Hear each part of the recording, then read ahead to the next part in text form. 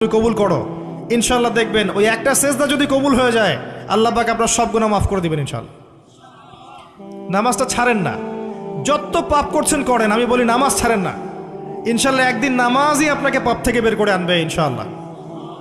আর শয়তান আপনাকে হতাশ করতে চাইবে, শয়তান আপনাকে হতাশ করতে চাইবে যে তুই তো গার্লফ্রেন্ডের সাথে কথা বললি, রাতের বেলা পর্ন দেখলি, তুই তো ফ্রি মিক্সিংয়ে আছিস, তুই মাদকদ্রব্য খাচ্ছিস, তুই কাজে ফাঁকি মারিস, তুই ট্যাক্স আদায় করিস নাই, দুর্নীতি করছিস, তুই আবার নামাজ পড়বি কেন? শয়তান আপনাকে এগুলো বোঝাবে কিন্তু যে নামাজ তো আমার শোভা পায় না, আমি তো অনেক পাপী মানুষ।